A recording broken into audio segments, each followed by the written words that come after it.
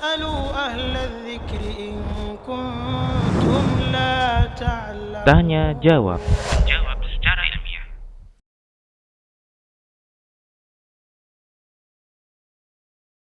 Jadi usianya tadi berapa? Dua Dua setengah setengah tahun ya? tahun, Ustaz. Ya. Toyib ya.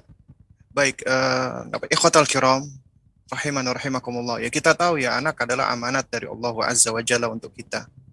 Dan tugas kita adalah memelihara, menjaga anak dengan sebaik-baiknya, dengan segala kemampuan yang kita miliki. Dan Allah Subhanahu wa taala sudah berikan ya potensi-potensi dan kemampuan itu bagi masing-masing orang tua agar dapat mendidik anak dengan sebaik-baiknya. Baik, bagaimana kita menyikapi anak usia 2,5 tahun yang sudah terbiasa nonton YouTube? Jadi yang perlu saya sampaikan di sini ya, anak usia 2,5 tahun itu insya Allah jauh lebih mudah untuk diubah kebiasaannya daripada usia-usia setelahnya, apalagi kalau udah di usia di atas 7 tahun. Ya, di atas 7 tahun atau mungkin ya usia sudah di atas 10 tahun ya. Karena itu tentunya akan lebih sulit lagi. Anak-anak di usia dini itu kalau diibaratkan dia itu masih seperti dahan atau ranting yang basah, yang masih muda. Ya. Yang apabila diluruskan maka akan lebih mudah biiznillah untuk kita luruskan. Namun berbeda dengan yang sudah lebih gede usianya.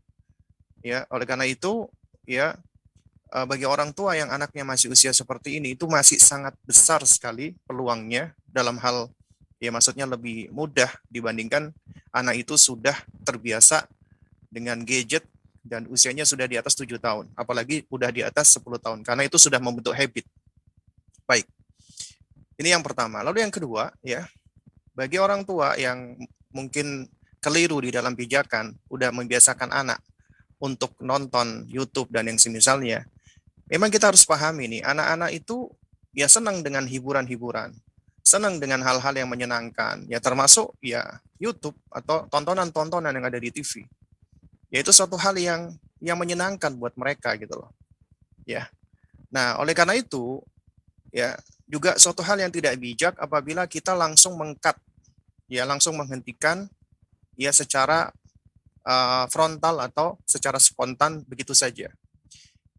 Memang kalau kita lihat ya dari acuan rekomendasi yang diberikan oleh lembaga apa namanya semacam ikatan dokter anak yang ada di Amerika Serikat ya, mereka mengeluarkan rekomendasi adalah anak di bawah 2 tahun itu zero screen time.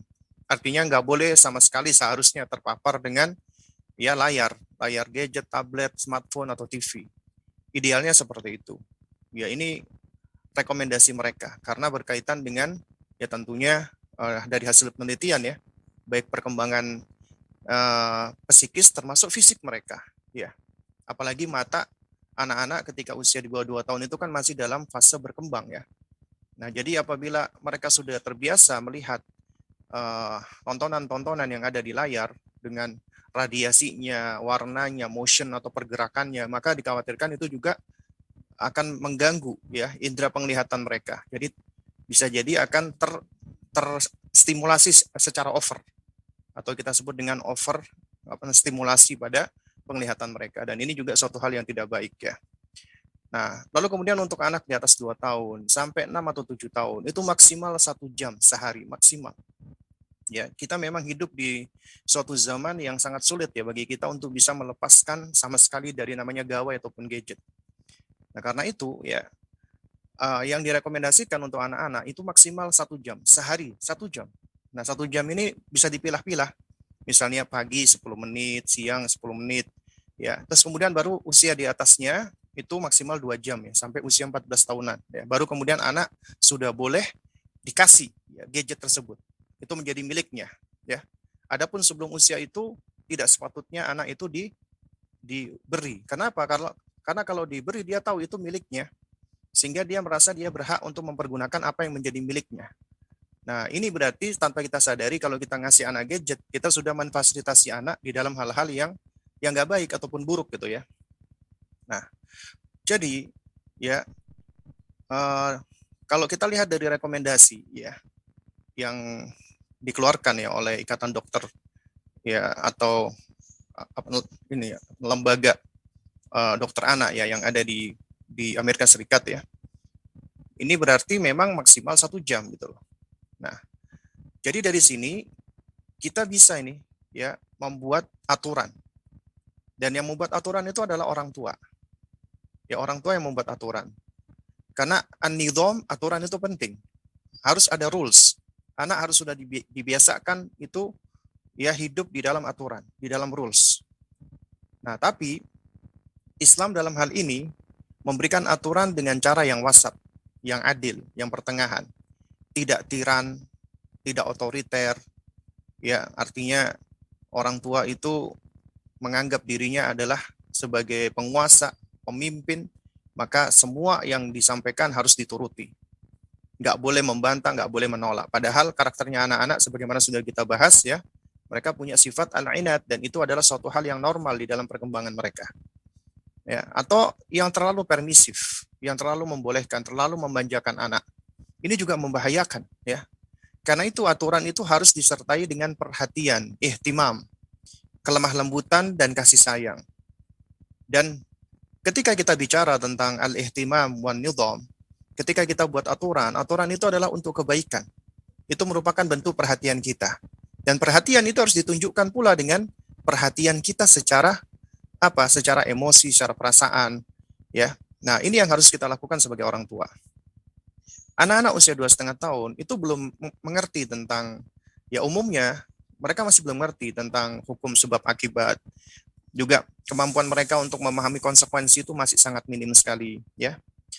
Nah, oleh karena itu di usia 2,5 tahun, orang tua harus melakukan pendekatan yang berbeda, tidak cuma dengan larangan doang, nggak boleh atau jadi yang harus dilakukan apa? Yang harus dilakukan ya pertama, coba kita perhatikan anak kita ini kenapa sih dia senang sama gawai, senang sama gadget, senang sama YouTube? Karena ya ternyata itu nggak lepas dari kesalahan kita ya. Sebagaimana tadi yang sebutkan oleh penanya, ya karena dengan gawai itu anak itu menjadi tenang ya menurut asumsi kita. Akhirnya kita bisa melakukan aktivitas kita. Ya misalnya kita punya urusan rumah yang harus kita bereskan, anak tinggal dikasih YouTube, jadi dia diem ya. Nah ini memang suatu hal yang ya jujur aja ya buat para ibu ya, ini suatu hal yang dilema, apalagi kalau mereka tinggal sendiri nggak punya ART, mereka harus ngurus banyak hal ya. Nah sehingga hal ini ya tentunya menjadi dilema buat mereka. Tapi insya Allah ya, meski sesulit apapun keadaan kita, kalau kita sudah punya prinsip di dalam mendidik, kita sudah punya kaidah, insya Allah Allah akan mudahkan semuanya. Ya, kalau kita tahu bahwasanya gawai itu buruk, ya maka jangan kita fasilitasi mereka dengan terus-terusan gawai. Kita fasilitasi mereka dengan yang lainnya. Bahkan banyak permainan-permainan yang udah banyak dilupakan, itu permainan yang baik buat anak-anak kita. Ya, artinya begini loh. Ya, kita lebih baik membiarkan anak kita, ya, mereka itu mengeksplor di rumahnya. Ya, meskipun mereka membuat berantakan di sana sini, memang itu adalah bagian dari kehidupan anak-anak kita. Dan kalau kita punya anak usia dini, ya itu bagian dari kehidupan kita. Ya, misalnya suatu hal yang udah kita bersihkan diberantakin lagi, kita udah ngelipat baju dibongkar lagi, itu memang udah bagian dari kehidupan kita gitu loh. Jadi rumah yang berantakan, ya, dengan adanya anak-anak kecil itu menunjukkan kebahagiaan sebenarnya. Ya, nah malah anak-anak kecil tinggal di rumah yang selalu rapi, nah ini tanda ini ada sesuatu di dalam rumah tersebut. Ya. Nah, oleh karena itu ya kita berikan ke anak kita itu ya kesempatan dia untuk mengeksplor rumahnya ya. Jadi kita fasilitasi dia. Kita biarkan dia mau bermain dengan permainan apapun asalkan tidak berbahaya ya dan juga tidak melanggar syariat.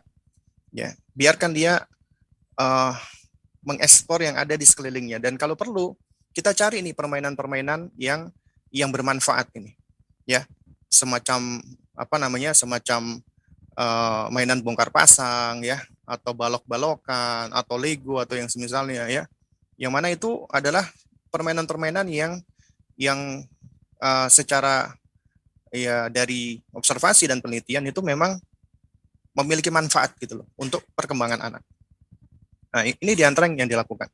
Terus kemudian juga ya harus cari waktu, bukan cari lagi, harus meluangkan waktu buat anak kita, karena di tengah kesibukan kita, kita juga harus meluangkan waktu.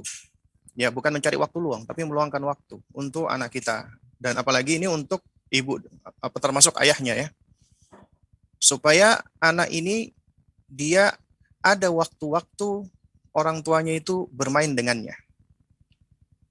Dan yang perlu kita pahami ya, ikhwatal kiram, ya, kebersamaan kita dengan anak kita itu tidaklah abadi, yaitu hanya sementara, ya.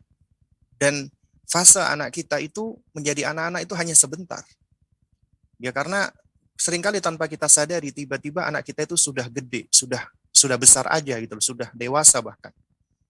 Dan akhirnya kita banyak kehilangan momen-momen yang seharusnya bisa menjadi memori yang indah buat kita dan anak kita, dan momen yang bisa menjadikan ya momen tersebut adalah suatu hal yang memberikan manfaat ya buat anak kita dan juga untuk diri kita gitu loh. Nah, jadi itu yang seringkali dilupakan atau dilalaikan serta diabaikan oleh para orang tua ya. Nah, oleh karena itu ya seharusnya orang tua itu ya ada di antara ya harinya, mungkin dari 24 jam ya hidupnya, dari kesehariannya, dia luangkan waktu minimal setengah jam aja untuk para bapak, atau 1 jam sampai 2 jam untuk para ibu ya. Ya, syukur-syukur kalau bisa lebih ya. Itu waktu momen membersamai anak secara fokus dan penuh, secara utuh. Maksudnya apa? Artinya kita membersamai mereka hadir sepenuhnya. Bukan cuma fisik kita. Kita mungkin ya, apalagi para ibu, hadir membersamai anak ya. Jadi dengan anak-anak gitu loh. Jadi membersamai anak ya. Tapi kita sebenarnya hanya fisik aja yang hadir. Ya cuman fisik aja yang hadir, tapi dari sisi dari sisi dari sisi konsentrasi, dari sisi perhatian itu enggak gitu loh. Ya. Nah, oleh karena itu ya, ini juga menurut penelitian ya, anak yang dibersamai setengah jam saja tapi dengan quality time, orang tuanya itu hadir sepenuhnya, memperhatikan, mendengarkan, bermain dengannya, itu jauh lebih kuat ikatannya, bondingnya, attachmentnya, dibandingkan dengan anak yang dibersamai 24 jam tapi orang tuanya sibuk sendiri. Misalnya anaknya main, orang tuanya ada di sampingnya, cuman aktivitas sendiri, main handphone lah, atau baca inilah, intinya tidak hadir sepenuhnya. Nah, karena itu makanya kita harus buat ada waktu-waktu yang kita membersamai anak itu sepenuhnya atau seutuhnya. Apalagi buat ibu-ibu ini. Buat ibu-ibu mungkin bisa ya, dari kesehariannya dia, misalnya dia sibuk dengan aktivitasnya dia, masak, membersihkan rumah, ya ambil waktu-waktu misalnya setiap jam itu 5 menit aja, atau 10 menit, atau tiap 2 jam 10 menit.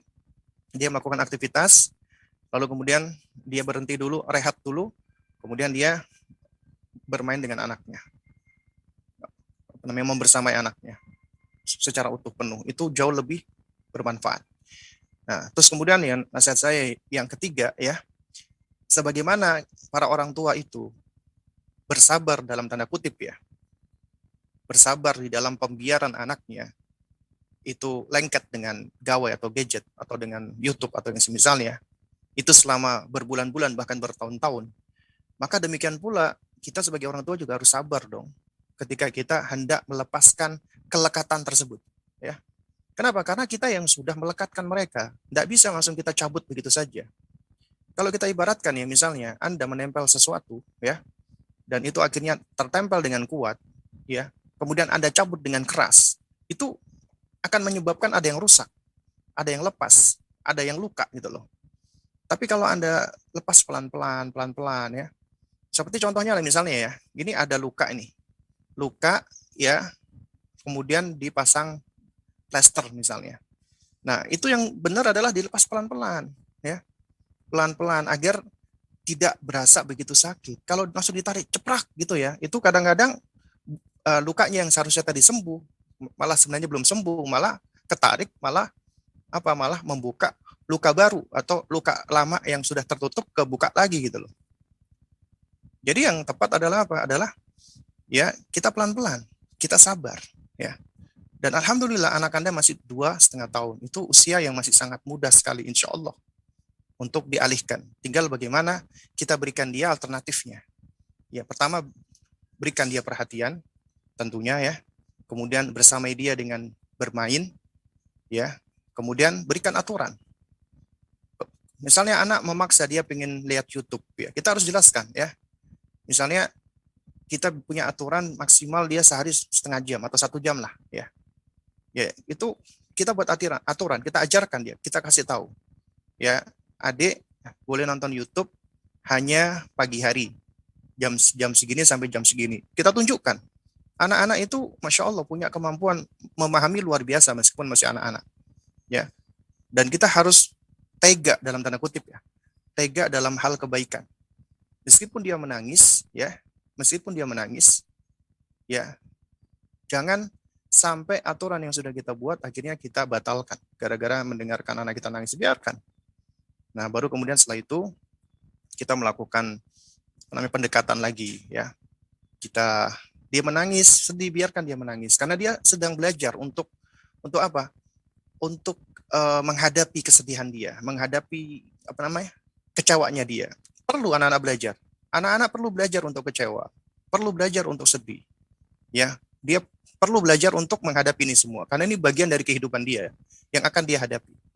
Nah, tinggal kita bagaimana caranya ya regulasi, ya, mengajarkan supaya anak itu mampu untuk ya mengatur itu semua. Tentunya mulai dari memahami dulu. Oleh karena itu pendekatannya ibu ketika anaknya lagi sedih, lagi nangis, ya kita biarkan dia nangis, kita dekati, kita pangku, kita peluk, kemudian kita sampaikan. Ya itu apa? Kita validasi perasaannya, berempati.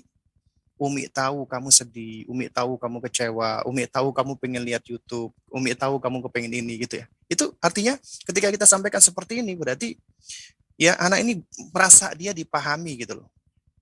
Nah, baru kemudian setelah kita validasi perasaannya, kita akui, ya iktiraf dengan perasaan dia, ya.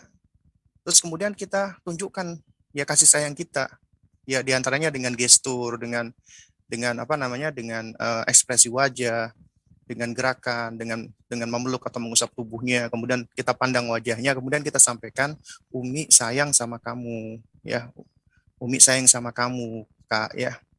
Terus baru kemudian kita sampaikan, ya, nah, karena Umi sayang sama kamu, ya, jadi Umi kepengen kamu bermain yang lain, tidak hanya nonton YouTube, tidak hanya ini, ya. Nah, oleh karena itu makanya kamu Umi belikan mainan ini, ya, kita kasih dia mainan, ya, boneka, robot-robotan, atau yang lainnya misalnya, atau yang kalau perlu buku, itu malah lebih bagus lagi, ada buku buat anak-anak, yang buku board itu, ya agar mereka senang, cinta dengan yang namanya aktivitas belajar dan membaca, ya, dan kita luangkan waktu. Ya, minimal sehari itu ada waktu kita untuk membukakan buku dan kita ceritakan isi buku tersebut.